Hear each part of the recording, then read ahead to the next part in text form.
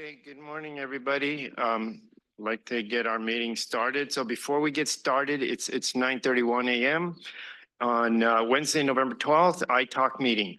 Before we get started, I would like to ask our interpreter to walk through how to access our interpretation services for today's meeting. Please proceed. Good morning. Announcement from the interpreter. To use the interpretation feature, please scroll to the bottom of the Zoom screen where the meeting controls are. Click on the interpretation icon, World, and select English as your language. If you're joining through the Zoom mobile app, cell phone, tablet, etc., please press the ellipsis, then Interpretation, and then choose your language.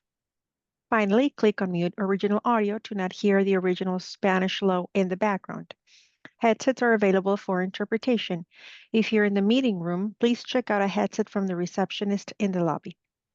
Buenos días, aviso por parte del intérprete. Para hacer uso del servicio de interpretación, favor de desplazarse a la parte inferior de la pantalla de Zoom, donde aparecen los controles. Haga clic en el icono de interpretación globo terráqueo y seleccione Spanish, español. Si está utilizando la aplicación móvil de Zoom, celular, tableta, etc., presione los puntos suspensivos, luego interpretación y luego el idioma. Si no desea escuchar el audio original en inglés en el fondo, por favor seleccione Mute Original Audio, silenciar audio original. Contamos con auriculares disponibles para el servicio de interpretación. Si se encuentra en la sala de reunión, favor de pedir auriculares con la recepcionista en el vestíbulo. Gracias. Thank you. All right, thank you very much. I would like to take a moment to acknowledge the land that we call home. The tribal nations of the San Diego region has historically faced injustices. We acknowledge the harmony that existed between the land, nature, and its original peoples who have since endured displacement, persecution, and systematic oppression. We pay our respect to the unceded territory and homelands of the 18 tribal nations in our region, the most in any county in the United States. From our cultural groups, the Kumeyaay, the Igueño, the Luisreño, the Cupeño, and the Cahuilla. This land has nourished, healed, and protected and embraced them for many generations in a relationship of balance and harmony. As members of the SANDAG community, we acknowledge this legacy.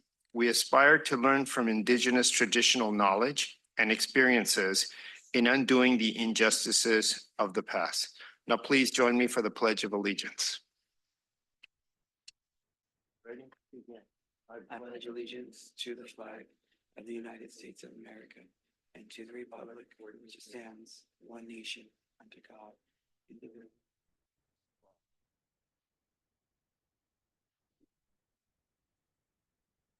I will now ask the clerk to confirm that we have a quorum with a roll call for attendance. Clerk, please confirm. Sure.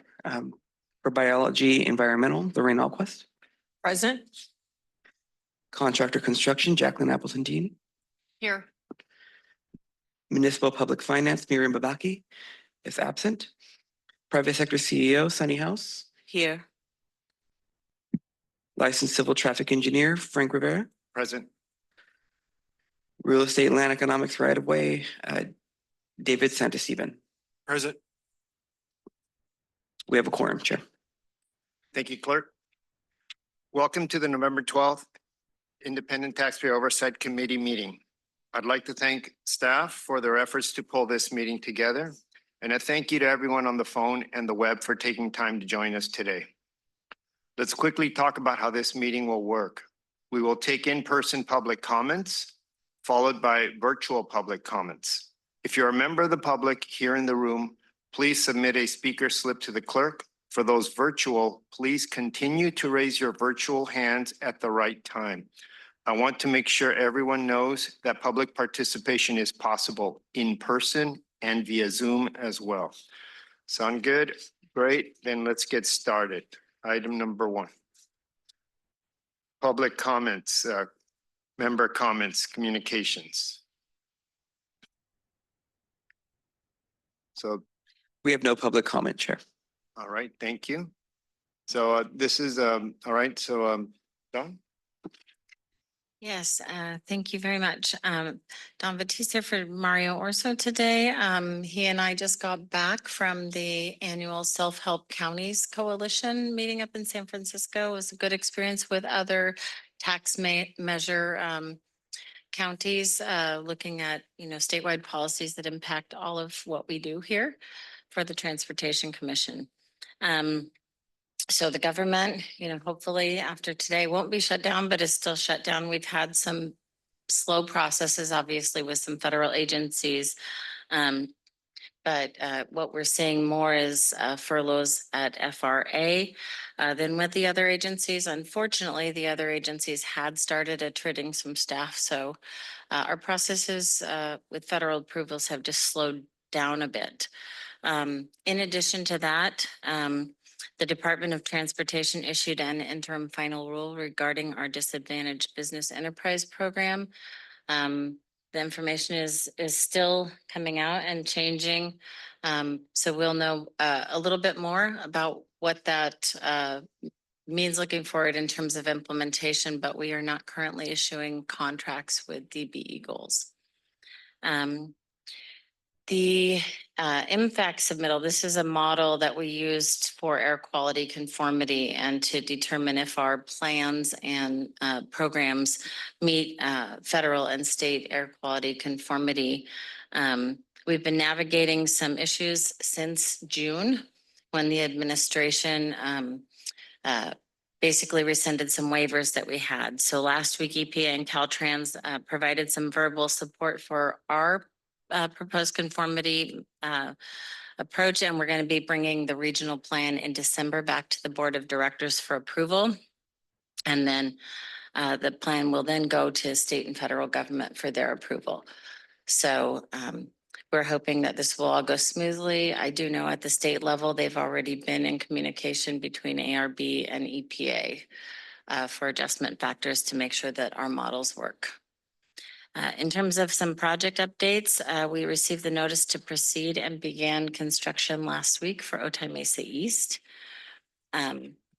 Also, we've had some significant presentations to the board of directors on things like an audit update where our internal controls director, capital delivery, and chief administrative and public affairs officers provided an overview of our internal control initiatives to the board of directors. So they really discussed the board policies and the COSO framework for internal controls, really highlighted some efforts that are going on in program project management for project monitoring, some reorganization and some policies and procedures. And I think, Grace is here today. We really are working on our data governance efforts to enhance our guidelines. In terms of administration and communication efforts, we're looking at having a more centralized internal policy program that standardizes and really co-locates all of the processes and procedures so people aren't having to really look for things. So it will enhance our internal communications to all of our staff. And then we're developing an inventory of all the training needs and future programs. So we have focused a lot on our audit efforts and implementation of recommendations to really strengthen the agency. Last week, we also had a project prioritization discussion, and that really continued the ongoing conversation about our funding status and current landscape with the board of directors. We discussed different strategies, how we can move projects into construction and deliver services sooner to the public. And that actually doesn't mean some projects are more important than others. It means we want to be flexible and be able to fund the projects that have available budget and truly compete for the funding that's available out there in competitive programs. And this is going to be an ongoing discussion that we will continue with the board and provide you updates on. All right, thank you, Dawn. Do any of our board members have any comments for Dawn or questions? Jacqueline? Go ahead. Otay Mesa East, so is there phases of this project? Is it everything or the remaining? Not everything of the remaining. We still have distinct components. This is the first package of the CMDC. Clint, I don't know what the description of the specific work is off the top of my head. I don't know all the details. The mega team's currently in a meeting right now. But yeah, this is one of the first major packages, primarily earthwork, grading, getting the site prep, fencing, so it's not a lot of the major core work. They're still working on that price negotiation now. That'll be the main, roadway, port of entry and buildings.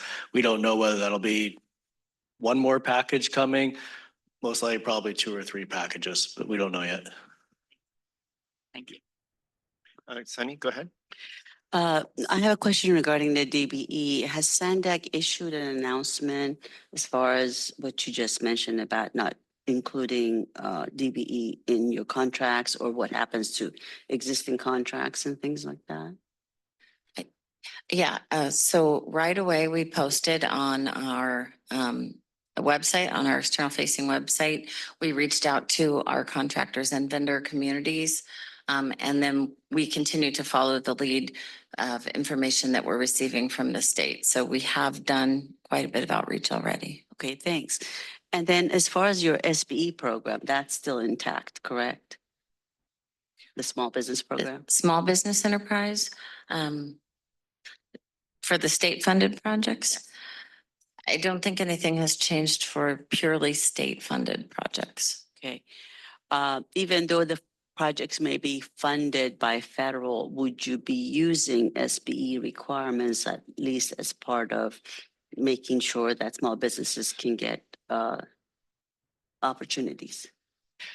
So they are separate requirements. When we talk about small businesses, SANDAG does not have a mandatory small business program. It has historically sort of encouraged small business goals for some of its non-federally funded projects.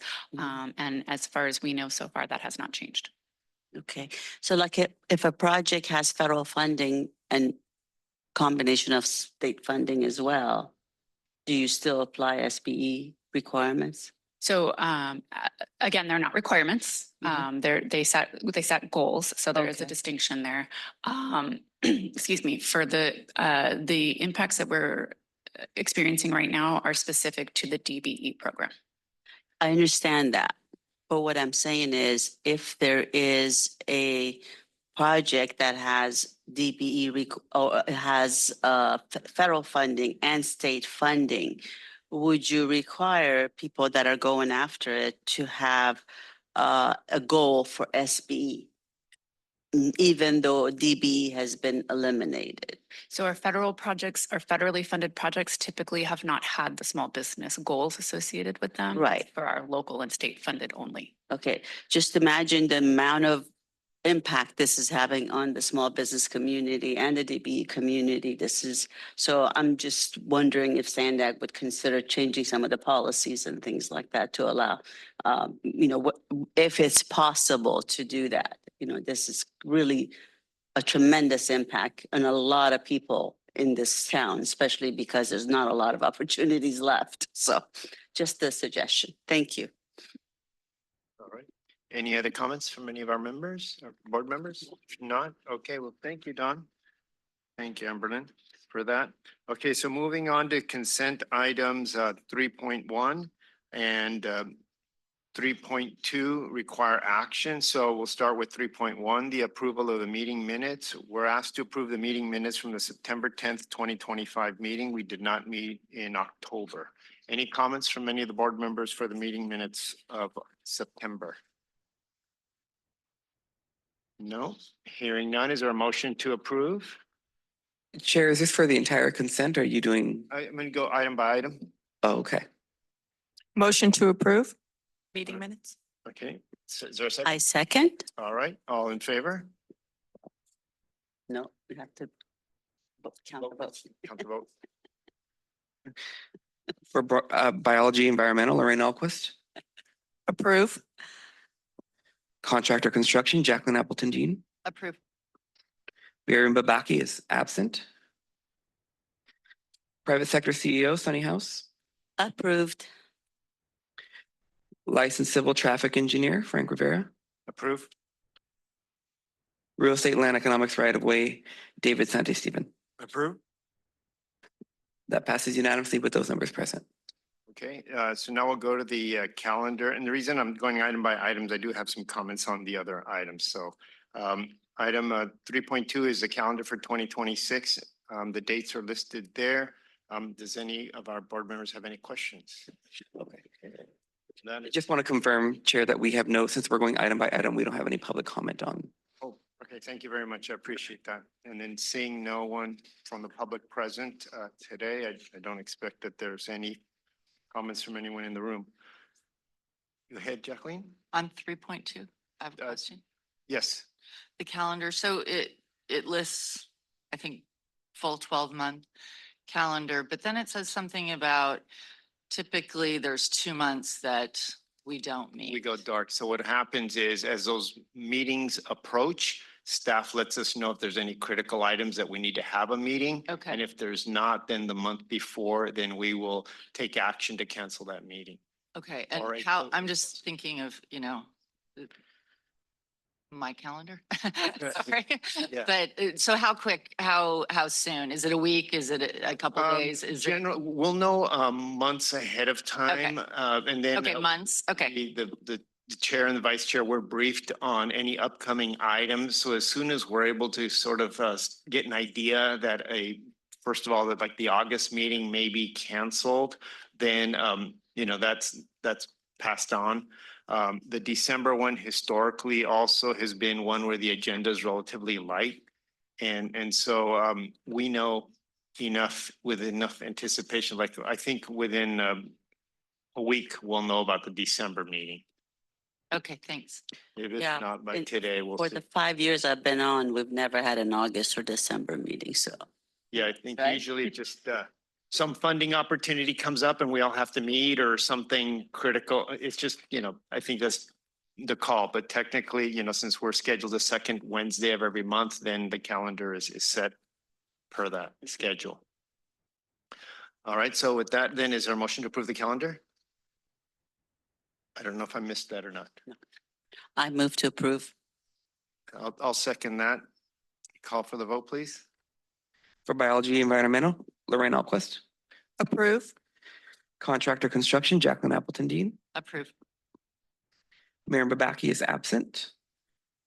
Private sector CEO, Sunny House. Approved. Licensed engineer, Frank Rivera. Approve. Real estate land economics, David Santi-Stephen. Approve. That passes unanimously with those members present. Right, thank you. So item 3.3, the quarterly TransNet financial reports for the period ending September 30th, 2025 and other financial data. This is Marcus, can you give a presentation or just info item? Okay, so it's consent. Okay. All right. I have a comment on this one. I know that it's also related to 3.4, but as far as TransNet is concerned, are we having any concerns? I know right now with the uncertainty nationwide, but locally our economy is impacted a lot with Mexico. So do we have some sense of how, their economy is, especially this quarter? This is the shopping season. And so that's my look is more regional for this particular item. Good morning, Naomi Young, Principal Economist at SANDAG. Currently, the economic conditions in our region look fairly stable. Softening is definitely the theme that we're hearing, increased uncertainty and volatility. But as far as TransNet revenue goes, typically the first quarter of the fiscal year sets the tone for how the rest of the year is tracking. We're not seeing any early indications that TransNet revenue should decrease significantly in the holiday season. But I mean, as you can appreciate, this is a pretty volatile time. Correct. All right. Thank you. All right. So this is info. Any questions from any of our board members?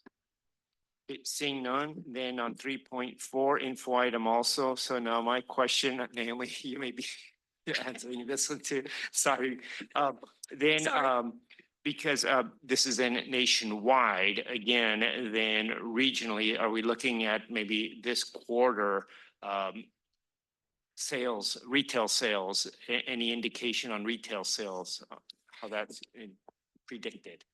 So what we're seeing, well, let me back up. So the anticipation of weaker retail sales is not really translating to in a lot of the expectations, both nationally and locally. A lot of this, I mean, I think you would have heard Federal Chairman Powell mention there is that growing K-shape in the spending, meaning that higher income households are making up for any potential softness in spending by lower incomes. We saw that during COVID, so it's not anticipated that if we have that type of dynamic, we would see a slowdown in retail sales in aggregate. What we are seeing, if where you really want to know about the softness in the economy, it's probably in the labor markets where we're just seeing job growth and hiring slow down. We anticipate that in the holiday season, that's going to be slower as well. But again, how that translates into retail spendings, we're still waiting. The other thing that I'll just say is that for retail sales, typically we have, if the inflation is increasing and just slightly so, that actually translates, and in particular gas prices as well, that translates into more sales tax revenue for us, which is the dynamic that we're seeing right now, but not at a growth level that actually would have such a level that people pull back significantly, and then it drives our sales volumes down. Okay, thank you. All right, nothing else? Okay, so then on the item 3.5 info, the RTIP amendment number 10, any questions from any of our board members? None. Okay, so that's info item. 3.6, the 2025 RTIP amendment 12, any questions or comments? Go ahead, Jacqueline. Unless I missed something, it seems like the attachments are for amendment 10 on that one. Is that correct? Yes, that's a good observation. They're being updated to be correct in the agenda as we speak. So can, since we don't have it, can you explain that one a little bit in a little bit more detail? Sure, yeah, of course. Thanks. So that amendment was basically just updating, again, you guys only see the projects that have the TransNet funding on them. In particular, the changes, projects with changes to TransNet funding in the amendment. So this amendment just basically contained changes to a single metropolitan planning project and then a grouped project listing for the FTA section 5310 seniors and individuals with disabilities operating group project listing, just basically updating funds to align with our grant applications for the FTA funds. Okay, so was the whole 2.94 TransNet dollars, was it? The overall total change to TransNet was 1.644 million. Okay, like that's, I guess that's the detail we're not seeing from the report, correct? If I'm reading this right. Yes, that would be I see. the cover So it's report. Up in the gray box. I see it now. Yeah, sorry, the cover report lists the changes. Down The below fact that you're it's missing the just, attachments is yeah, what's the missing it's piece the here. Total dollar amount. And then just to clarify, all of our RTIP amendments are posted online. Okay, there you So, so if you are missing information, we do post that online. So all this information is also online for you under our RTIP website. Oh, okay. Yeah. Okay. Yeah, I didn't know where, I mean, I That's should have fine, known, yeah. but I didn't know where to track it. Yeah, The information's out there in the ether. So- Yes, she's absolutely right. We basically, what happens is we bring these administrative RTIP amendments after the fact to iTalk. So they're often approved and then we post them on our RTIP webpage and do the kind of back end processing Right, of because them. it did And say then they were approved already. So I got that part. Yes. I just didn't get the spreadsheet part. Yeah, I noticed it last night when I was printing the. No worries. items. Okay, well, Thanks. all right, thank you very much. That was for info and still no comments from the public virtually. All right, so then item 3.7, the quarterly update of the TransNet triennial performance audit recommendations. I'd just like to say that I'm glad that we're making progress on this. We've had a lot of discussion on the audit recommendations and the TPA recommendations and how we're moving along to get those completed. So I appreciate the effort that staff has been making on this. It's very good information, and I think it just keeps us aware of what the TransNet program is about and what we need to continue to do to make sure that the TransNet funds are appropriately spent and accounted for. Do we have any comments from any of our board members on the TPA recommendations? I know that's been a lot of discussion from our members in the past. No, go ahead, Jacqueline. Question, and I think we're anyways, do we have a kind of some kind of date that we can say these would be all addressed? I think that's been difficult to do because of the amount of work that each one requires. And so it's difficult to predict. And so what I've been pushing for is just to make sure that we're making progress, genuine progress on each of them. And when issues come up on them, then they're brought to us to discuss. But I think that's how I've been approaching it. So do we have any other response from SANDAG staff on that? So I'll let you know too that, remember, you all heard about our 2018 TransNet performance audit recommendations, and there was feedback to staff. Let's go ahead and close those out. So we're in the process of doing that. We have an additional review by Shanae, our internal controls director, and she's making sure we have all of the paperwork lined up in order to close this out before we bring it back to you to close out. So we would anticipate that those will be coming to you, that you will have a bunch coming to you at the January meeting. So I would anticipate that you will see a large number to review for closeout in January. And I believe we have 28 recommendations remaining. We're really gearing up to close those out before the next triennial TransNet performance audit starts, which is in July. So we are putting a lot of attention and effort towards closing these out. And I would anticipate that the ITALC will be seeing those closeout forms coming in January for the 2018s. All right. Thank you, Susan. Thanks, Susan. If there's no more comments, then I think that was info item. Then we'll move on to the report. Item number 4, the North County Highway Projects, presented by Clint Peace from SANDAG and Victor Mercado and Wahim Tony from Caltrans.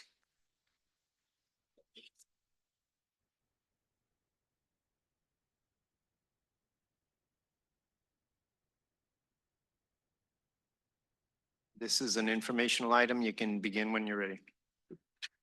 Good morning, Board. Clint Peace, Senior Director, SANDAG with Capital Program. Here today with Caltrans to give an update on the North Coast Corridor Program. We got Victor Mercado, the Corridor Director, and Wahim Tozi, the Project Manager.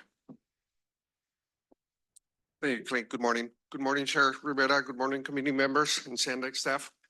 My name is Victor Mercado. I am part of the North County Corridor team, or NCC as is commonly known, with Caltrans. And with me this morning, I have Wahim Tozi, who's one of the project managers for NCC.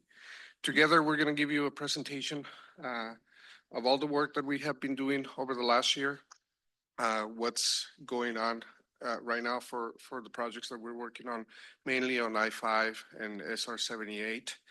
But I want to kind of set the stage, and I want to highlight the 3 points that we want to make sure that you guys take from our presentation today.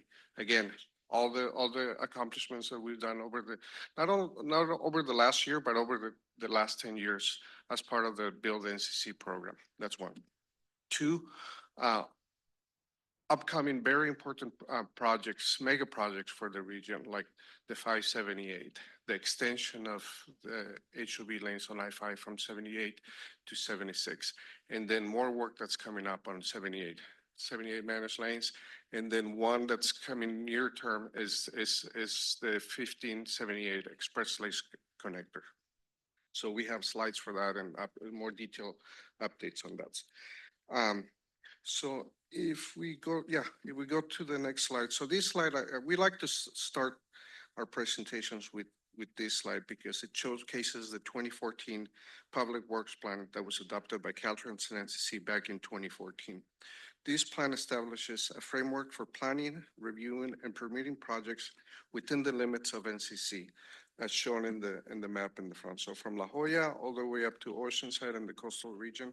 So this plan lays out a blueprint of projects or a portfolio of projects that amount to over $6 billion of work.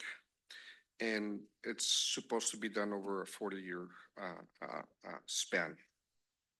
Now, to put this into perspective, I mentioned earlier, Build NCC started about 10 years ago. And so far, the investment in the region from Build NCC is about $1.5 billion. So we're on track with that public works plan. We go to the next slide. So this next slide it gives you a graphical perspective or the graphic impact that we've been doing over the last 10 years. Each dot that you see on the map, it's a project or a project feature that we've done in the region.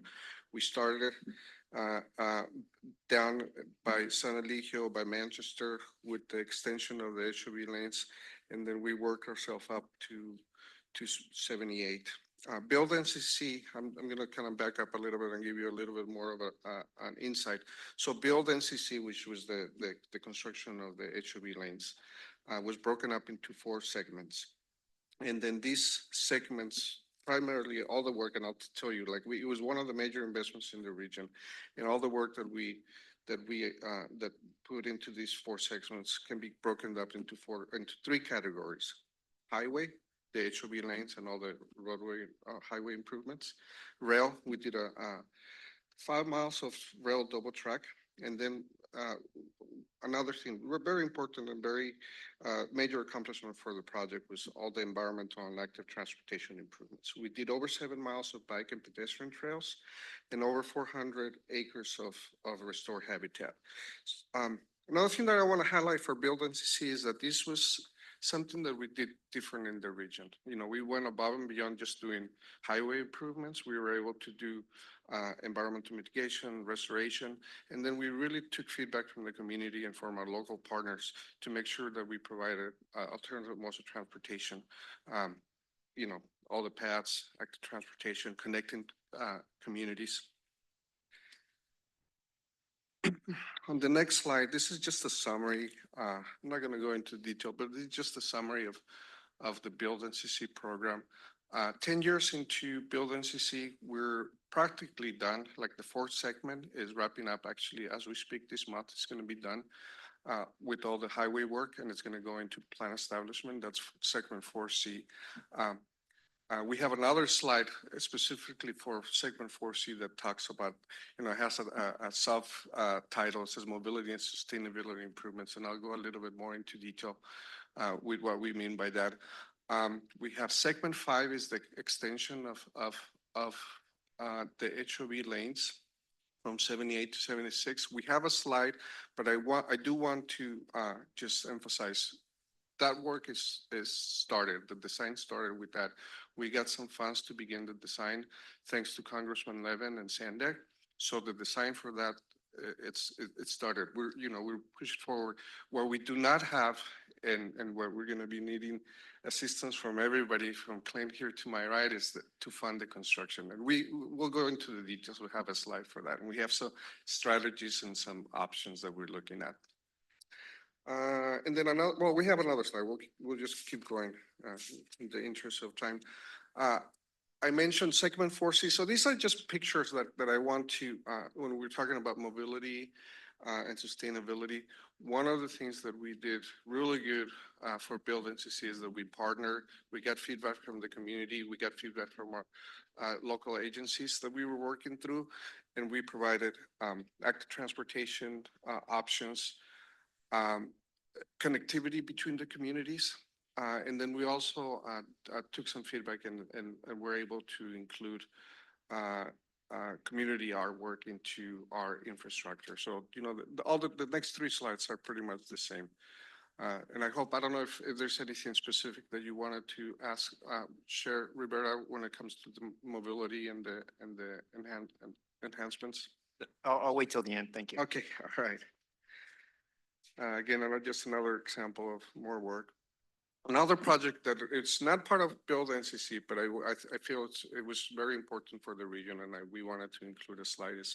It's HOV lanes that were built in the Carmel Valley area on State Route 56 between Camino Real and Carmel Valley Road. It was about 2.5 miles of HOV lanes. This project was funded by the city and by federal funds through Caltrans. Again, another successful partnership with the city of San Diego. The contract was administered by Caltrans staff for the city of San Diego. And another ongoing project that we have is what we call Segment 7, which is, it is part of Build NCC, which is doing the double tracking at the Bariquitos Lagoon Bridge. These are actually pretty recent pictures of the ongoing construction. This project is about $116 million, and then it's supposed to be going through winter of 2029. No issues with this project. It's going a lot of work, a lot of coordination with our cities, with SANDAG, and with the construction staff and our contractor as well. So, and then the next slide. So this is the one project that Caltrans is moving ahead, and we're really looking forward for this project. We began design earlier in the year. As I mentioned earlier, we were funded for design. We got $10 million, and we have already started doing the preliminary design for it. What it's going to do is going to extend those HOV lanes that we just finished up to 78 to relieve congestion farther north in our limits, our current limits. Let's see what else. In addition to the HOV lanes, we're also looking at including operational improvements and community enhancements, both in the northbound and southbound direction. We're expecting to finish design in late 2027 and begin construction right after that. Again, construction is unfunded at this point. We're looking at some alternatives, some options. We're looking at splitting the project into smaller segments so that the funding can be acquired more easily. We're looking roughly about $175 million for construction. One of the options that I want to highlight that we're working on currently is applying for grants, federal grants, Solutions for Congested Corridor. We're going to be applying for a $70 million grant, but that's still not going to be enough. So we're going to be needing more money than that. Where are we? Right. And then 578. So this is another project that very important for the region. This is a project that's going to be another piece of the puzzle. When we look at the region, the north region specifically, we have the I-15 express lanes on the east end of the county. We have the newly built HOV lanes on I-5. We're working on the managed lanes on 78. That's going to connect that gap. And we're farther ahead on the 1578. We have another slide, but then this project is coming along, and this is a very challenging project because of the sheer magnitude of what the project is. The team right now is working on analyzing different alternatives to evaluate the impacts. And it's going to be a challenge because we're going to have to figure out the best benefit that we can get with the minimal impacts to our communities and to the environment. Back in a few years ago, we developed a project study report where we identified 6 potential alternatives, and we're back working on them, switching and mix and matching different elements to see what the best alternative would be to push forward for our project report and environmental document. We're currently doing traffic studies and environmental studies, and we plan to have a draft environmental report in the fall of 2028. We're also planning on having a public scoping meeting in mid-January for this project. And as far as costs, again, we don't have the scope, but the alternatives are going to be anywhere in the range between $200 million for operational improvements and then $800 million if you look at, direct connectors in every direction. So just so you can get an idea on that. And with that, we're going to transition. So that's all the work that we have on I-5. And then now we're going to transition over to 78. Yes. Juanito. Thank you, Victor, and good morning, panel. To give you updates on the North County Corridor Coordination, before that, want to emphasize the ongoing coordination that's been going on with the local agencies, NCTD, and the county up in north, as we have developed following the CMCP early action projects. We've been working with quarterly meetings with the city and going to public and stakeholder engagement throughout the year.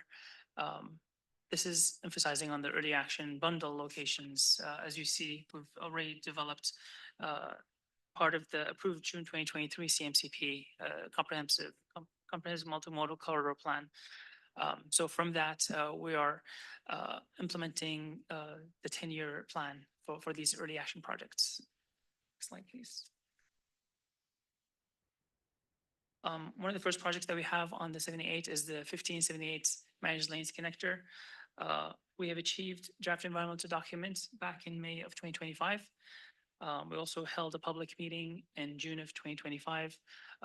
We're receiving comments. We're addressing them currently right now. We're on schedule to have a final environmental document in 2026, summer of 2026. And current construction cost is around 600 million that is unfunded. And we're looking through options to move it into maybe phases to go into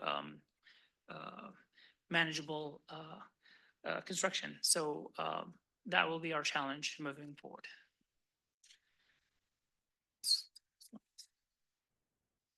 Next slide is connecting where we left off for the 78 connector managed lanes going westerly all the way to the 578, as Victor mentioned earlier.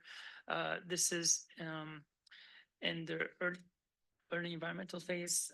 We are anticipating a draft environmental document in 2030, and final approved document in 2031.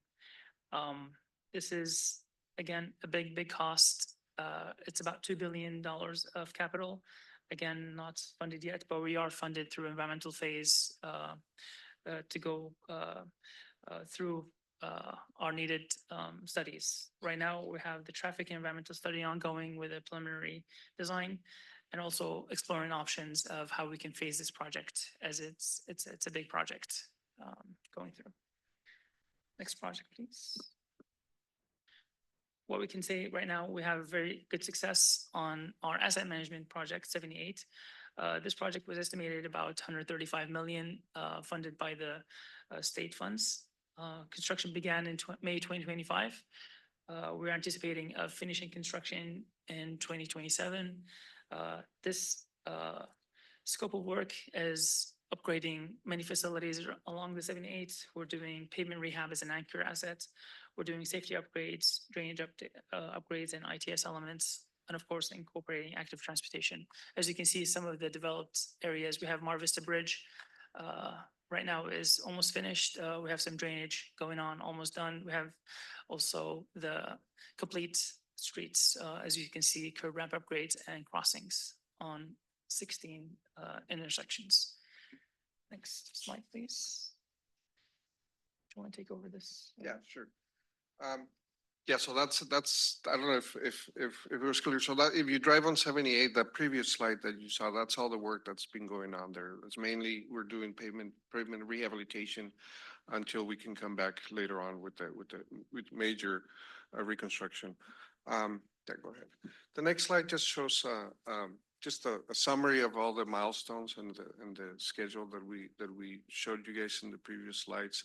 And then you guys can take a look at that. It's just a summary, but really the most important slide of the presentation, if you go to the next one, and really where I want to highlight our message here is, you know, we've done so much work as part of Build NCC, and we're coming now to the end. So now we're moving on to the next phase, and we need to see, you know, we're shifting our effort on 78, 578, 1578.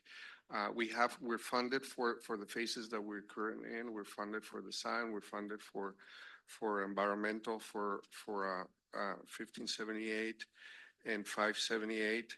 But we need we're going to be needing more funding. We have also been working with the teams on alternatives and to see how we can segment. And this was one of the items that Clint brought up at last Friday at the prioritization discussion. And one example, one of the projects that I want to bring up, the first one on the list, the 1578. So that one, environmental is done. We're funded for this for environmental. We're going to finish next year. We're currently funded for partially funded for design, and we don't have funded funds for construction. And we're looking at a big ticket item, right? $600 million. But what we're doing and what we're working with SANDAG and what we're proposing is to build it into segments. So we're looking at segment 1 for the 1578, which will be improvements on the westbound side of 78, adding an auxiliary lane between Nortel and Barham. That that's where you get that bottleneck. And work for that, we're looking at probably about $40 million for that project, which will be a lot easier to get right now. And then the other thing that we're gaining with that is that if we look at the whole project as a whole, we're not looking to go into construction until 2031 or so. If we segment this, we can be in construction as early as next year. If we can get about $40 million, couple years, sorry. So anyway, so that's just one example, so you can kind of see, but it's like the same thing that we're trying to do with everything. The other one's 578, and then segment 5. We're also looking at, since we don't have the funds for that, we're also looking at providing options to segment that project. And with that, Clint, I don't know if there's anything else that you want to bring up or. All right, thank you very much. Thank you for that. How's my mic working? Okay, then we don't have any public comments. This is an info item. We have no public comment on this item, Chair. All right, thank you. Any comments from any of our board members? Questions for the Caltrans team? Go ahead, Lorraine. Thank you very much for the presentation. My question is aligned to constructability and costs, and specifically with these different phases that the funding is established, but then the phases where there's not current resources. What is the process for, here we are looking at tariffs and changes for overall costs.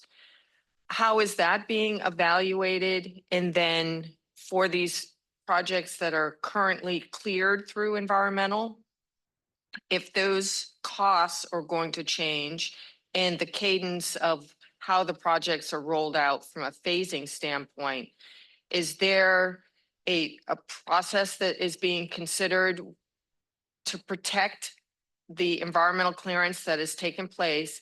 And if there were changes, you would have to go back and update the environmental document and then potentially have to duplicate those costs. So in essence, my question is related to the protection of what the forecast is for cost, and then what has been already approved and cleared, and maintaining that and not have to go back and redo any of that work.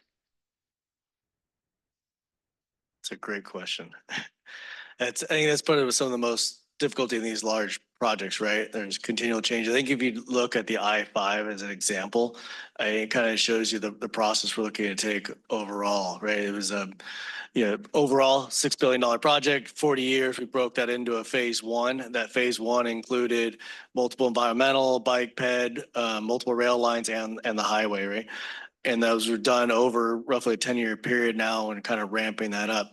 There's been changes throughout that process, right? We have design changes, a lot of design changes early on. It seems you see on the San Alejo changes throughout the Bataquitas project cost, as that project was planned to be delivered earlier, got pushed out so that we made some updates.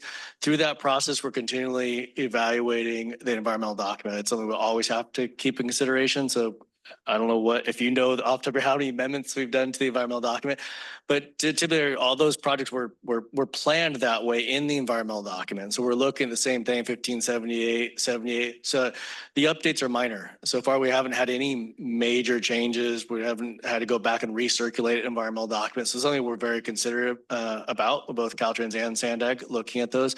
So we're making sure we plan it that way in the environmental document. We plan, we'll kind of anticipate those time periods when the projects go. Obviously, economic situations change, costs go up. So that's where that partnership with us is really key. I think that helps us a lot. And so you evaluate, yeah, so if we did everything at once, it's cheaper, right? We don't have all that money at once. We could wait, but the longer you wait to kind of get, you want to, even that next segment, get a $600 million project, right? Those costs more volatility, uncertainty out there. So I think the approach we're taking is by splitting those up and making sure that we have independent utility, that the work we do up front is minimally impact when the future project does come through, right? But by doing that, you're minimizing your risk overall, right? As you implement those pieces earlier on, we're saving some dollars against that inflation. So there's a balance there, right? Getting some stuff out to construction now, using the dollars we have, minimizing cost uncertainty in the future phases, but also not committing a lot of dollars you don't have right now, right? We're putting it all into one project and we're waiting on those other jobs, which then is if you dump it all into, into that 1578, right? Then what do we do? Not just on I-5, but throughout the region. Those project costs become more volatile in the future and uncertain. So that's kind of the approach we've been working with Caltrans and our partners. Well, thank you very much for that detailed response. Any other comments from our members? Jacqueline? So I'm a little unclear as to the limits of the NCC project. So just by, you don't have to go into a lot of detail, but maybe city. If you could just point out the cities that it goes through.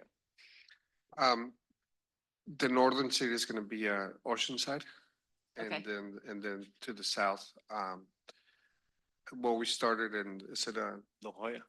La Jolla. Well, La Jolla is a part of the public works plan. The Okay. build NCC that started 10 years ago, we started on Manchester. Okay, that's where I was a little confused. Yes. Thanks. Because the existing HOV lanes that were built prior, they ended right there, and we just picked up those HOV lanes. Okay, and then I noticed that you said on the 78 I-5 interchange. I'm assuming you have to do the environmental documents. So your environmental document for NCC or build NCC didn't cover any part of that, or can you leverage any of that moving forward? No? It definitely did not include that part because we're currently working on that environmental document. There's some elements that were clear as part of build NCC that may be part of that. There's definitely an overlap. Right. Okay.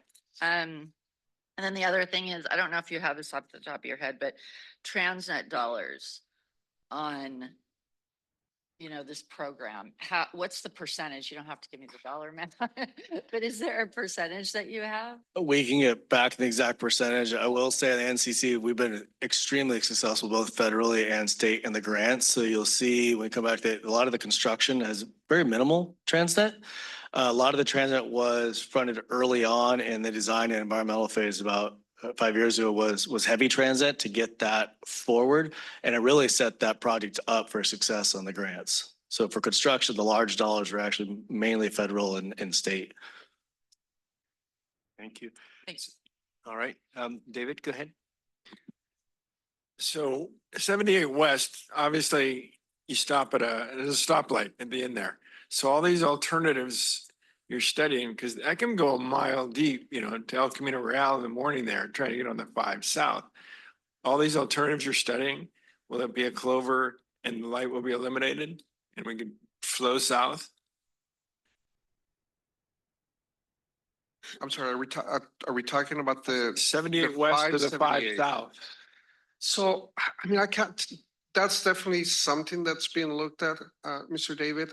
We're just looking at different types of alternatives that would work for that. And that's definitely something that's going to be part of what we're going to be asking at the next public scoping meeting for feedback from the community and from the local agencies. Does that answer your question? I'm sorry. Wow. It seems like it's been on the board for 20+ years. And then if we're trying to attract manufacturers to North County and you're moving goods and trying to find like from Valley Parkway, getting on this 15 North and trying to go to 78 West, it's really dangerous. So by creating those express lanes and what you have, it doesn't appear to solve the problem. Just, I got to get on 15 North from Valley Parkway and you got to go somehow navigate through 4 lanes of traffic and hope that someone lets you in. I understood. And those are the things that we're working through. Like I said at the beginning of the presentation, this is a very complex project. It's going to be a very complex project because whatever alternatives, it's going to have its plus and cons, each alternative. And that's where we really need your help and your feedback. Once we come up with these proposed or preliminary potential alternatives, and then as a team, we're going to have to figure out what works best for the region.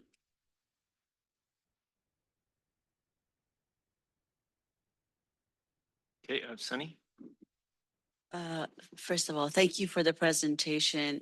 And I'm really, really pleased to see the NCC, which is a true multimodal corridor, and see Caltrans being responsible for that from the old days of Caltrans only focusing on highways. This is a very, welcoming departure to see that. So thank you for all your work.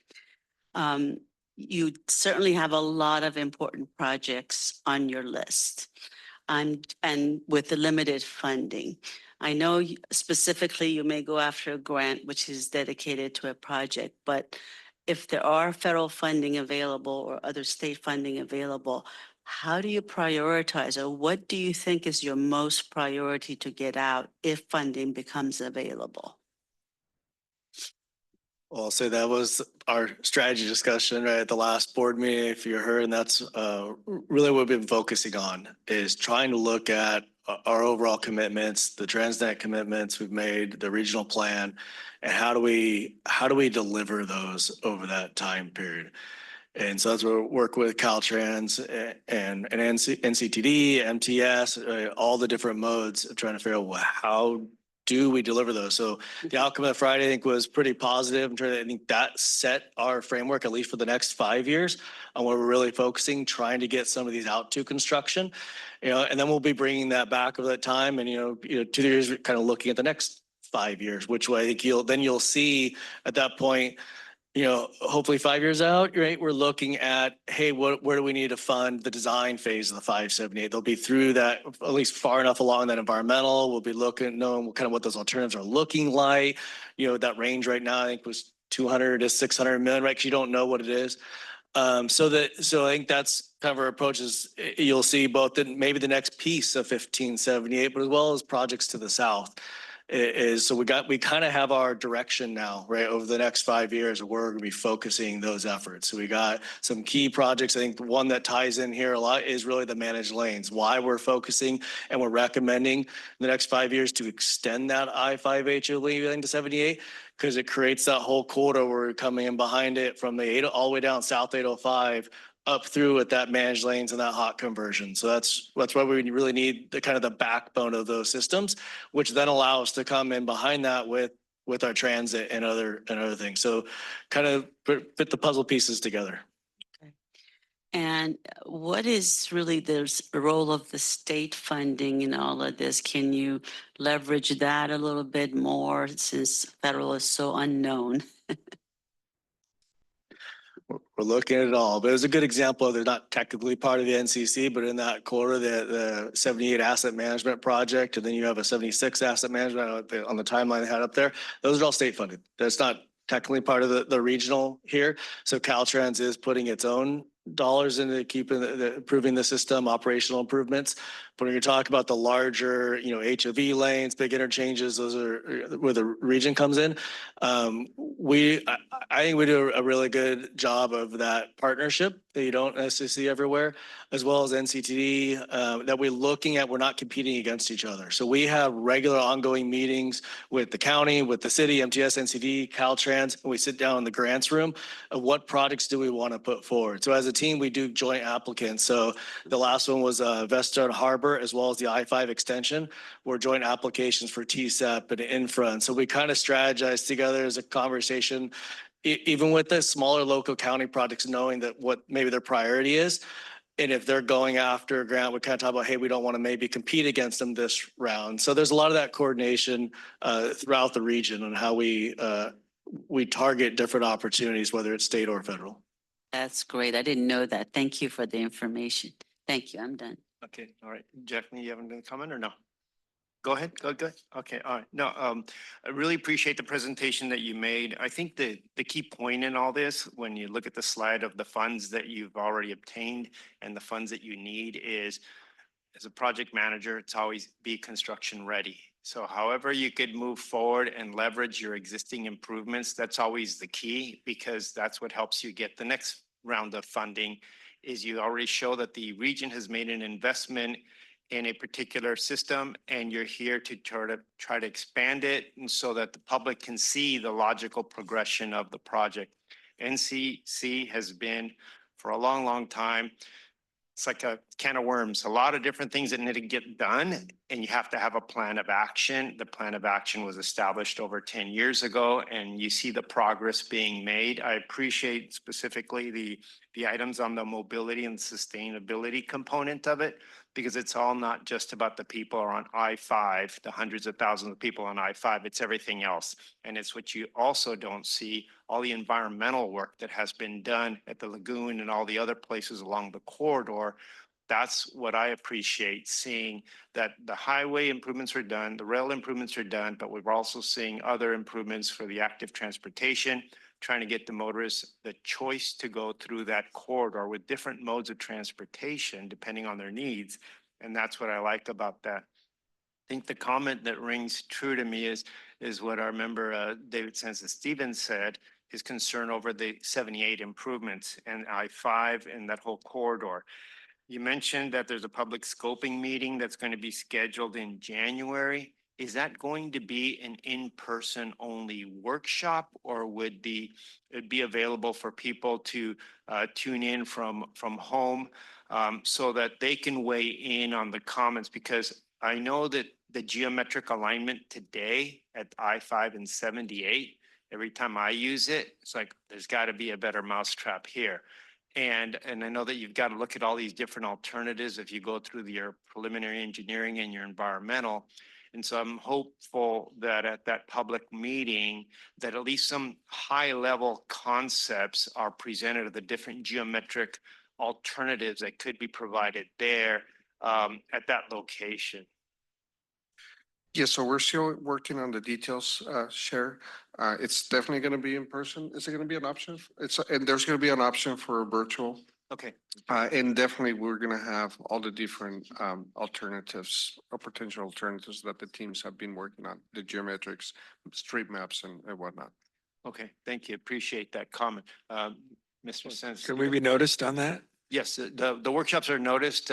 And I think you can probably even sign up online to be on the contact list, but you'd have to go to the Caltrans website. Thanks. Mr. David, we don't have an actual date. We're looking at middle of January, but as soon as we have a date, we'll share it with SANDAG staff so that it can be shared. And it'll be shared publicly as well. All right, so yeah, we'd appreciate the comment from SANDAG staff on that workshop. Jacqueline, you had another comment? Yeah, so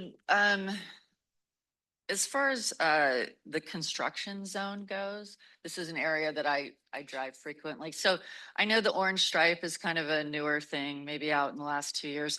Also the 55 miles, which I think is great. The only thing that's not so great is when you're driving and there's nothing going on for months, actually. So I think that sometimes as a driver, there's orange stripe, there's a 55, but there's nothing going on, so you're not really, you know, you don't really think you're in a construction zone. So when it comes to being safe, I just feel like sometimes, you know, and I know it's hard because the construction crews they're not out of that area, so they don't necessarily want to take up all the stripes. So, but I just noticed it's been going on for a while, especially in Carlsbad, I feel like.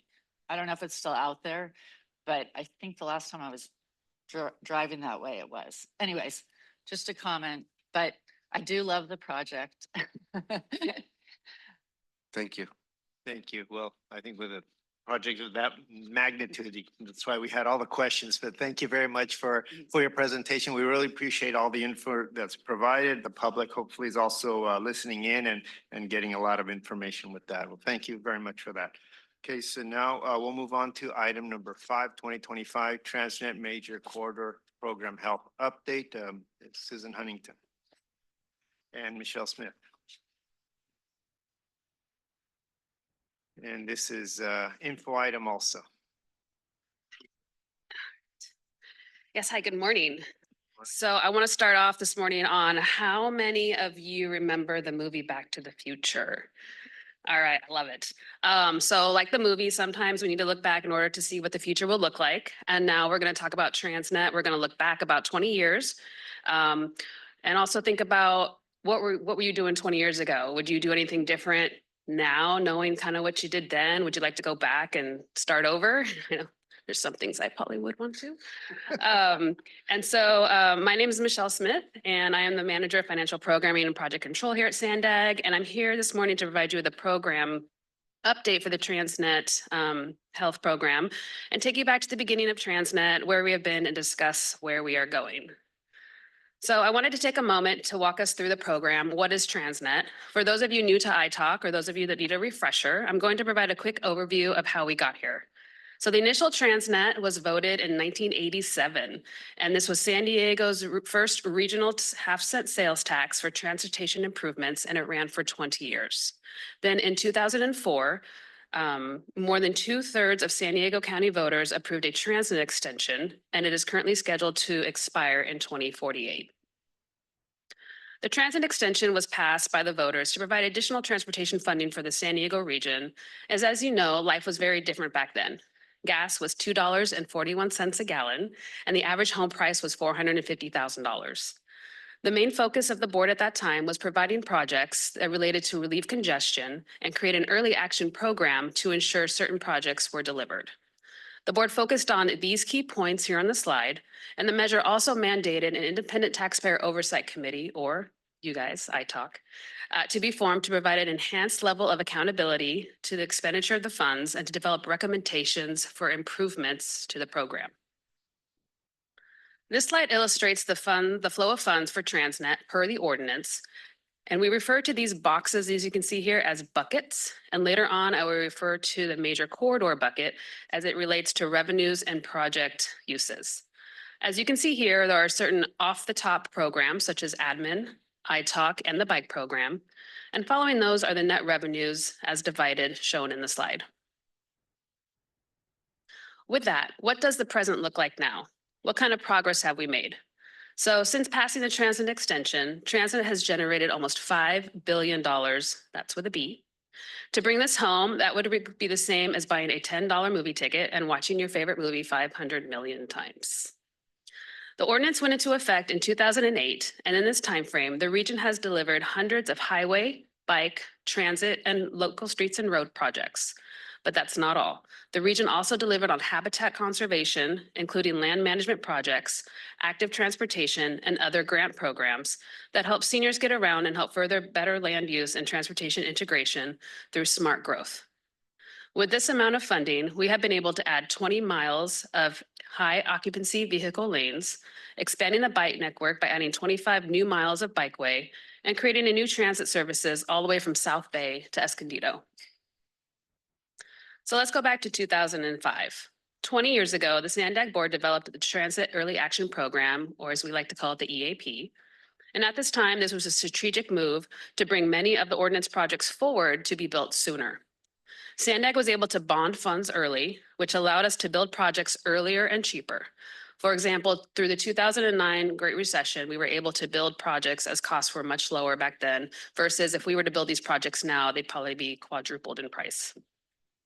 However, by doing this, we did create our debt program, which incoming revenues will be needed to pay first before those revenues can be applied to projects. Now, we do not have that opportunity going forward at this time. We will be utilizing a pay-as-you-go system, which will change the way that we deliver projects for the region, which means we no longer have a large cash flow up front, and we will need to wait for funding to become available. So here's a map of the Major Corridor Early Action Program. So this is the 38% bucket that I had referred to earlier. As we move through the last 20 years, SANDAG has completed 21 out of the 22 projects listed in the EAP covering the entire region. As you can see on this slide, the only one kind of remaining is number 18, and that is managed lanes. Thank you. On the 52.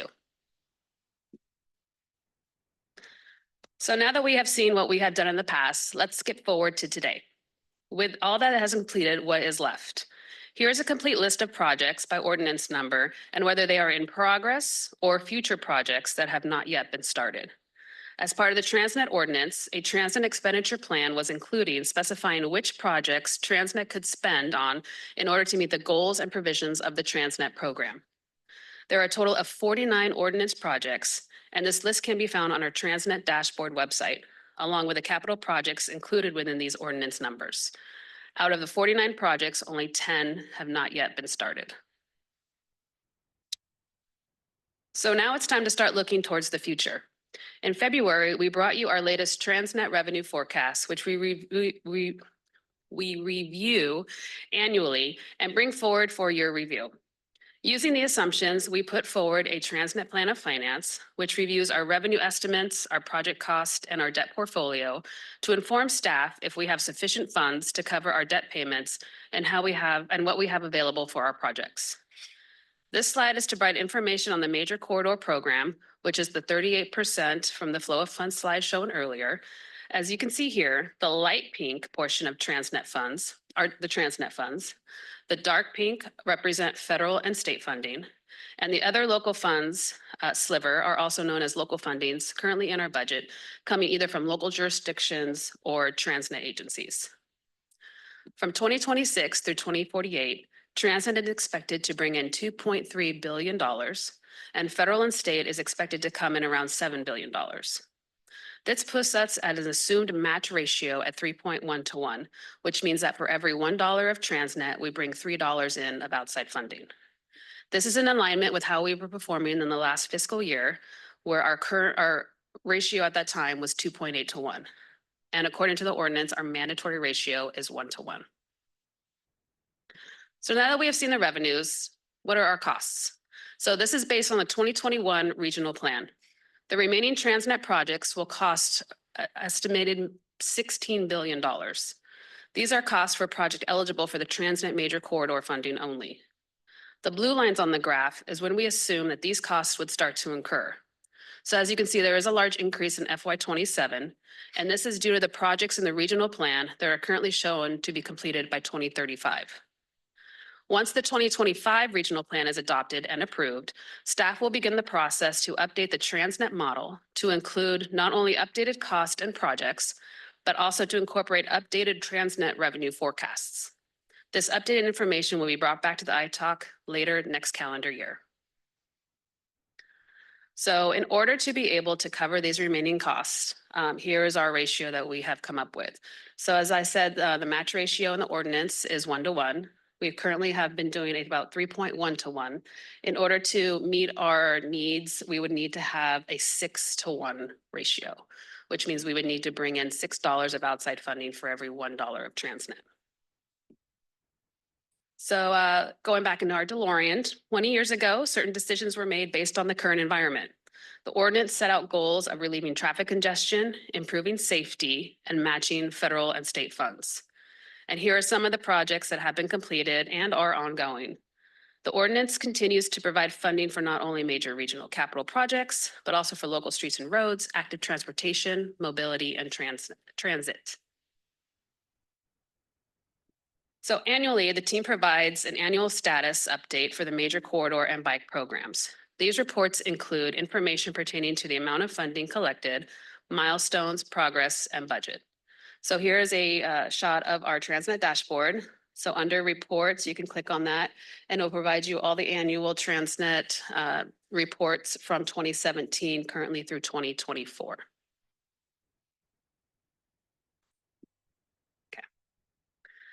However, as we know, a lot has changed since 2004, demographics, economic conditions, revenue and cost estimates, as well as state and federal policy guidelines. So we have a couple of challenges ahead. Projects outlined in the TransNet expenditure plan may no longer align with new regional of state and or federal priorities. And then the ordinance requires that in order for projects to be eligible for TransNet funding, the projects must align with the regional plan. So we're also trying to bridge that gap between what is proposed in the regional plan and what is currently in the TransNet ordinance. In the spring, staff provided this committee with a list of TransNet projects in the regional plan and how they might differ going forward.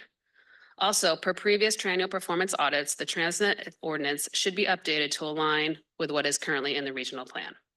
And as Dawn announced this morning, the board is going through a project optimization exercise to prioritize the next set of projects. And with that, I'm here to answer any questions. All right, thank you, Michelle. Any questions from our members or any public comments? This is an info item. We have no public comment on this item, Chair. Thank you. Member comments? Sunny? Oh, called you first. Okay. Thank you, Michelle. Excellent presentation. You kind of put it all together and made it easy to understand what transit is all about and what has been delivered. So a couple of questions. In your chart where you showed all the projects that were being done, everything is in progress. Is there anything that you can consider complete in that list? So as you can see here, there are numbers missing on this list. So anything not on this list has been completed. Okay, that's But we how can you send that, yeah. distinguish. Okay, very good. Thank you for clarifying that. So with the 25, with the 25 RTIP, when is that to be finalized, hopefully? The 25 RTP is scheduled to go to the board in December. Okay. And then we are hoping for federal EPA approval in January. Okay. So that is when you will be, if it sounds like the board is looking at reprioritizing and delivering a new list of projects, is that when the amendment to TransNet would be considered? Would that require an amendment to TransNet ordinance? Usually per the ordinance, it states that the ordinance should be updated based on the regional plan. That has been a finding in our TPA audits. So I think that is something going forward that we're going to take a look at to see how we would need to update the ordinance. Okay, because it hasn't been updated even with the 21 RTP. Correct, it has never been updated. It's never been updated. Okay, so as I talk, we are looking probably sometime next year to have discussions on the amendment process. Is that what's happening? Do you know? That's my understanding at this point. Okay. Anybody has the answer? No, yes. We have been monitoring, especially with the audit committee, the status of all the audit recommendations, and this one was highlighted in the TPA. So it is something that will, we definitely will have the discussion. And, again, setting calendars for the board of directors, getting through committees, making the recommendations.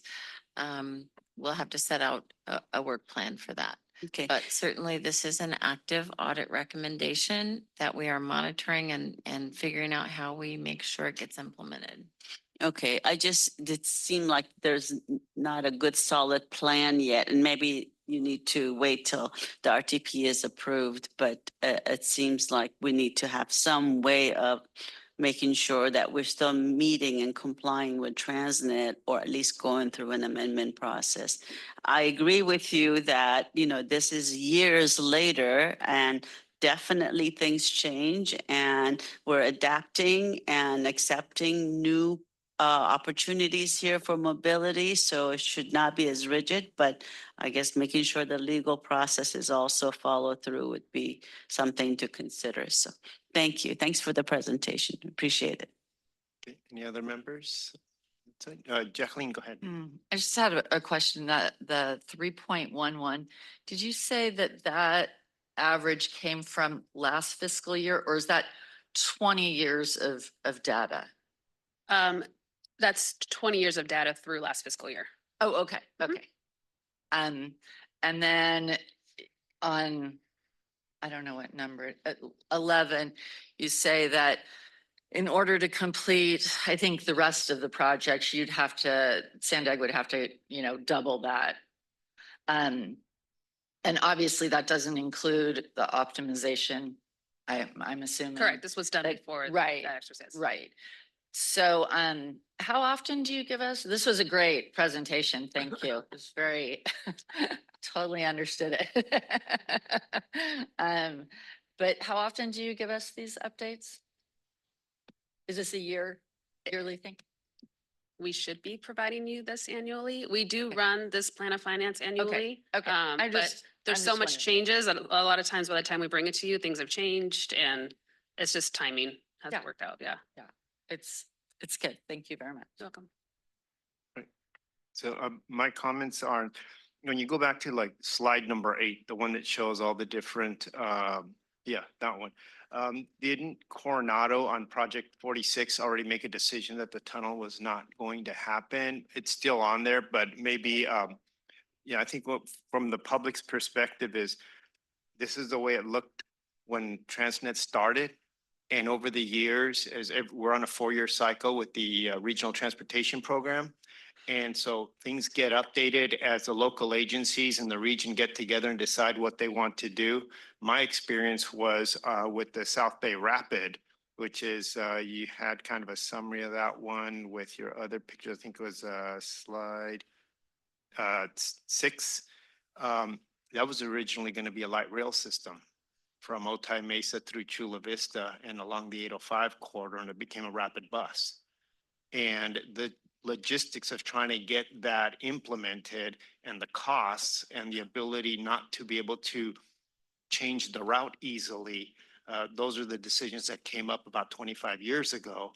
And then the decision was made to have it a bus system. So I think as we move forward, yes, I am kind of, it is an eye opener trying to get to the 6-to-1 ratio. How are we going to get there? And I think as we saw from the Caltrans team earlier, as you start looking and working on projects and going through the environmental phase and start having the meetings with the public, you start realizing what you can and can't do easily and what is best for the region. So I'm glad that the region is having these meetings to determine what the priorities need to be. The RTP is important for us because that's the vision, but it's also revenue constrained. And so we have to show this is what we can do within our budget.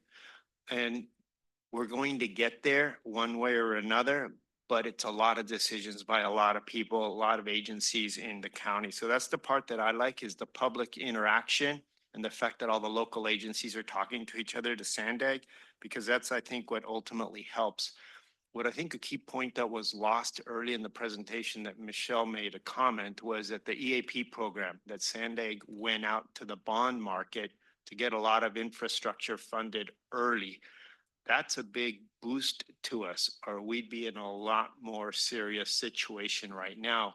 Because as the population grows and you're trying to accommodate everything and you're paying as you're going, sometimes you have to incur some debt to get the projects out the door. And again, as we heard earlier, you get projects out the door, now you're leveraging those improvements to get the next ones easily done.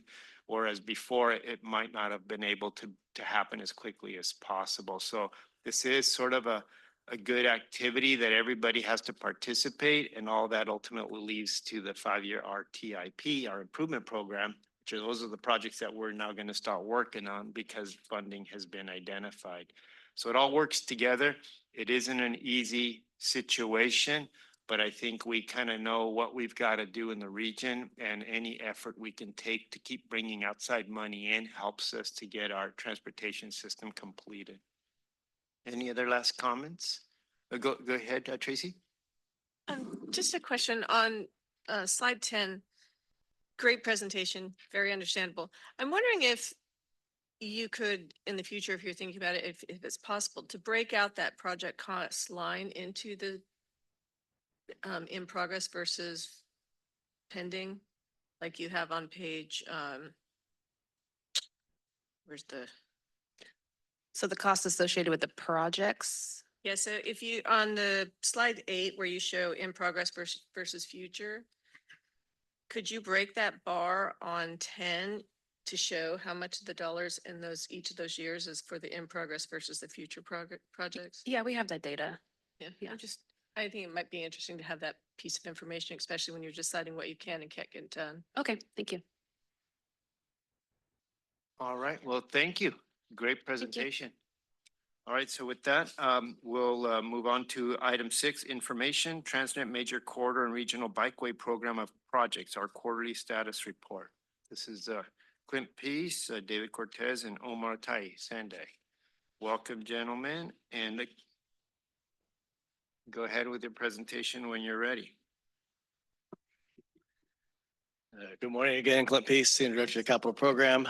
With me, David Cortez, Director of the Engineering Construction Group, and Omar Tai is our Principal of Project Managers. And I provide an overview of our Major Corridor and Bikeway Program, their quarterly report. Thank you, Clint, and good morning, everyone.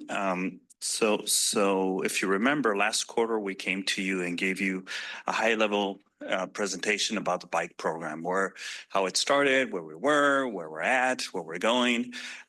Today, we're going to focus more on the great work that's going on currently and in the near future in the bike program. So just to put a complete picture, again, in 2013, the board approved to advance $200 million in the Regional Bike Early Action Program. Like Michelle stated, that was money brought forward to advance the projects. In fact, 77 miles of high priority bike lanes. And I really wish that we would have called it active transportation program, because it's really more about bicycles, right? It's more a pedestrian, making it safer for pedestrians, all modes, ADA ramps. We fix ADA ramps and signals. So it's more of a complete holistic active transportation program.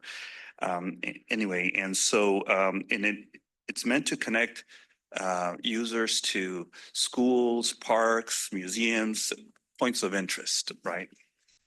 And make it safer for them as well. As Michelle mentioned before, this is the TransNet ordinance boxes, and the funding for the bike program comes from off the top, 2% from off the top. It's called a TransNet Bicycle Pedestrian and Neighborhood Safety Program, or TransNet BPNS. And it produces about $8 million a year. However, most of that funding is to pay the bonds, the advance that we took out for the EAP program, right? Today, we're leveraging that $200 million of transit BPNS, and we've to receive more federal, state, and local funding. In fact, 2.5 for every dollar, we convert that to $2.5. And so we've been very successful in leveraging those fundings to deliver the program. And now Omar is going to take over and talk a little bit about what's going on out there right now. Thank you. Yeah, so to dive in a little bit deeper into the projects, we've shown this chart before, but this is a chart that shows the status of our program. So we have the 70 miles plus on the left, the projects that are in planning, close to 19 miles. And then we have the 1.7 miles that are in preliminary engineering and environmental, and then final design, almost 10 miles, construction 18.7 and completes 27.3. So the bottom line is we have 13 projects that are open to public, 7 that are in construction, 3 that are going to be advertised this year, and 4 that are in final design, or 56 of the miles are either in construction or final design. To zoom in a little bit more on the projects of construction, so here's a list of projects that are all actively going on. If you look at the legend to your right, completed projects are in that reddish dark orange. The projects that are in construction are in orange, and then you can see the design in yellow and planned in blue. So, you know, like David mentioned, we want to not only create a safe facility, but a connected facility, because this program is only successful if we are connecting people not only to those destination points, but to each other project. So you can see a lot of projects connect to each other to get that. I want to zoom in on one project in particular. It's a university bikeway. It's a project that was recently awarded. That's actually in the construction phase. So University Bikeway is the orange line on the right-hand side of the graphic. It starts at near the La Mesa city limits and kind of builds off of some of the improvements that they had done on the La Mesa side. As you go west, it connects to the Orange Avenue Bikeway, which is also in our program, and the Howard Bikeway. And you can see some of the other North Park Mid-City projects, which include Landis and Meade. So you know, when this project is complete and as we complete these future projects, we're looking to create a sort of continuous and safe way to commute all the way from La Mesa and get all the way to downtown. I also forgot to mention that the Central Bikeway goes parallel to the 15 freeway, and so there's connectivity there as well. So the way we accomplish these projects is this is kind of a menu of options that we have. First and foremost, I want to highlight that the University Bikeway, it's a partnership with the city of San Diego. So a lot of times, you know, we would be focused on just our portions of the roadway to do any street repairs or any improvements there. But in this case, we've gotten funding from the city of San Diego to do a complete you know, rehab of the entire street on University within the section of our roadway. And so rather than just improving the portions along the bikeway, now we're able to partner with the city and really deliver a complete project at the end of the day that's got the entire roadway fresh and new. And so some of the items that are included in our project is bus islands. So that image that you see there is from NACTO, which is the North American City Transportation Officials, are kind of the guideline and gold standard for pedestrian and bike improvements. And really what the goal here is at bus stations, which University has a pretty active bus activity along that corridor.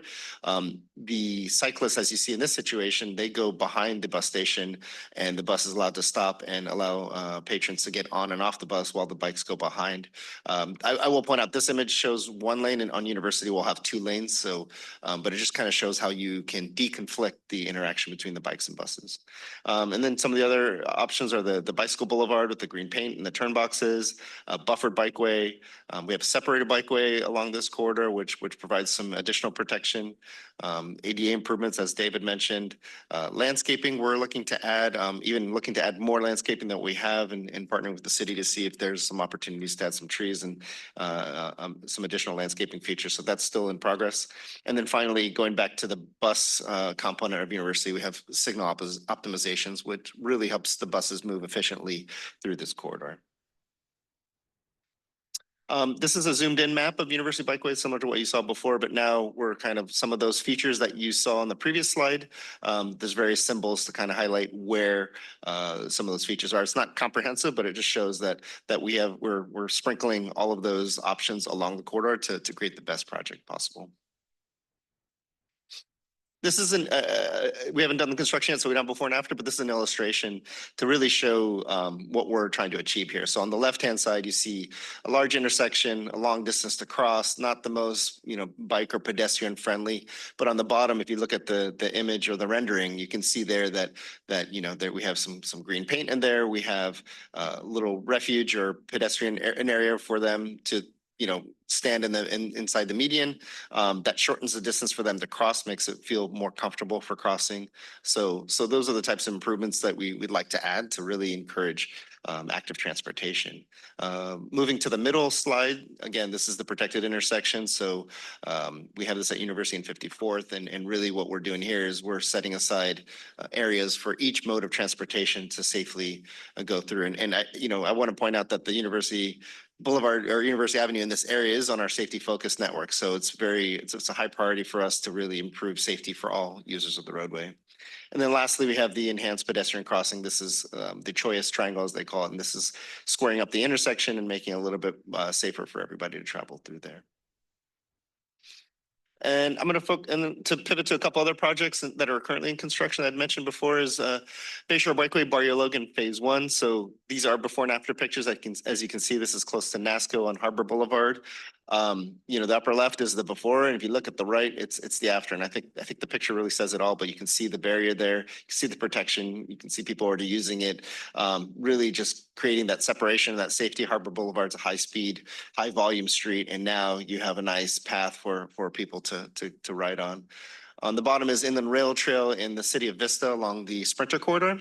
And, these aren't before and after pictures because we haven't completed the paving yet, but these are just active construction pictures. And you can see the rail corridor on the right-hand side. You can see what will be the bike path on the left-hand side. That's kind of the grading. And there's a lot of retaining walls and things of that sort to really carve in that bike path. But just wanted to illustrate some of the activities that are going on in construction on that project.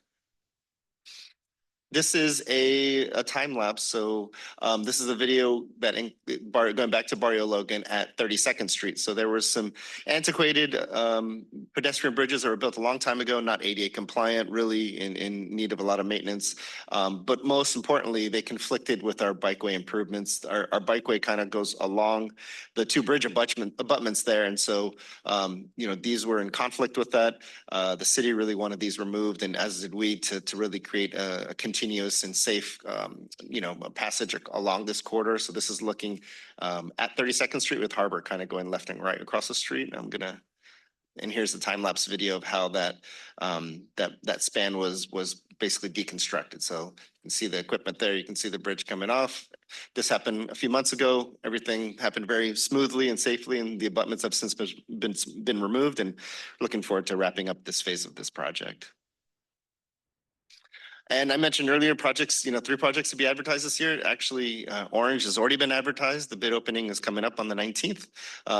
Barrio Logan Phase 2, which is some signal and intersection improvements, has already been advertised, and bid opening on that is December 10th. And then Central Avenue Bikeway is next up. So hopefully in the next month or two, that one will be advertised. So a very active time for our project, for our program. It's super exciting to see all of these things, putting a shovel into the ground and really trying to deliver to the community. And so you saw some of the great work that's going on in the near today and in the near future. But the bottom line is that we're not done with the 77 miles that we had originally anticipated in the early action program, right? And if you remember, the board approved $200 million in 2013, and today is 2025, and a lot of things have happened in that meantime, including rising costs of doing these projects. And so we've got some projects that are either in the planning phase or in the design phase that we are having those conversations about how we're going to more efficiently deliver these projects and what the prioritization is going to be and how it's going to look like, right? That's going to be a conversation that we're going to have in the near future. But some of the things that we do know is that bike projects are not easy to construct. They were a little bit more challenging than I think we thought in 2013, but I wasn't here at that time, right? But I would assume so. Inflation, construction delays for unforeseen conditions. Every time we go underground, we find stuff that wasn't recorded, put down a long time ago. And just delays in permitting for traffic control and other challenges that we have. But ultimately, it's about funding, right? We only have so much dollars that we need to stretch, and what makes sense, what dollars make sense to move around and deliver, advance some of the projects that are near construction, and strategize for the rest. Now, if you remember, there's the box for TransNet BPNS. That's specifically for bikes. We can't grab some of that money and put it in the major corridors or anything like that. It has to be in the bike program or active transportation program. So, so we need to, that conversation is coming. We're not ready for that conversation today, but those are some of the things we're looking at. And that concludes our presentation. Any questions? All right, since this is an info item, do we have any comments from the public? We have no public comment on this item. All right, thank you. Thank you for the presentation. I know like on slide 12, the 32nd Street and Harbor Drive pedestrian bridge. I ride the Bayshore Bikeway once a week and all of a sudden it's like, where did it go? I hadn't been by there actually. I was out of town and came back and it's like, now all of a sudden this bottleneck is gone and just going through that intersection, even though there's still work to be done, it was just like a whole, it's like I was in a new place. So I appreciate that. And I think that thing's been around forever and a day. Then the slide 15 on the program risks. I know that, you know, one thing that also comes up is the coordination with other local agency projects, especially with utilities. Because you'll have some high priority utilities, a water line or a sewer system or something like that, that they're trying to get it done. And it just, the schedule doesn't match up with what we had been told years before. And so now we've got to take a stop on our project, on the bikeway project, to let the other projects go through that the local agency sort of, now it's a high priority for them. So I think that's the other struggle that we tend to have, because the active transportation projects, generally they're sort of like the icing on the cake. They're the top level of the roadway system, but it's the utility work that really is the priority. It's even bigger dollars than the active transportation program at times. And we're sort of like have to take a back seat to that sometimes. And I think that hurts when you've got your schedule lined up and all of a sudden you can't proceed forward because of a utility project that came up or some emergency that has caused a delay to our program. So, but great presentation. I'll see if we've got any member comments. Jacqueline. Great presentation. Thank you very much. And just to tack on to what you were saying, I think when we think of a bike project, at least I do, I think of some green paint on on a roadway, but you don't really think that, oh, the road might need to be repaired because you can't really, I mean, you can ride a bike, but it wouldn't be too comfortable. So there's a lot more that goes into it. And then that video was really eye-opening. So part of my question is, you had a breakdown, but when you come to, you know, utilities or fixing a whole roadway, do the locals then, you know, provide some more dollars for that? Is it just kind of redoing the estimate and including it, especially a bridge? You know, that's huge. That's something we're looking at. I mean, a little different approach than we had in the past. So something like the bridge, I guess one thing we're looking at, is it required for the bike, right? Do you need to address that in order to make the bike improvements? Then it's part of the project cost. But as Omar mentioned, we have some projects where the roads aren't great out there, right? We know, and the city needs already has plans or projects to go repave. It's benefit for both of us to go do this at the same time. In those areas in which we want to do those other improvements, the local agents are paying for those improvements. So we're basically a joint project. We'll go and construct it, but we have segregated costs and the city's paying for those portions of it. So it's a benefit, right? We both, the ultimate project's better. The city saves some money in terms of the construction costs, but we are looking, making sure we're segregating those costs and that what is truly required for the active transportation, right? And then what is additional. And then, thank you for that. And then when it's turned over, I assume to the local agency afterwards, and they're responsible for all the maintenance of, okay. Yes. Unless it's state's property or something. Okay. Correct. Thanks. I think a key component to that is that the public only wants to pay once for a project. So the coordination is very important, and it's segregating the costs is key. And so I think it's an early on, here's what each participant is going to contribute. And so I think as long as it's very clear what the public agencies are doing and paying for, and SANDAG same, then I think then that's a win-win for the project. If there are any, Sunny, go ahead. Thanks for the presentation.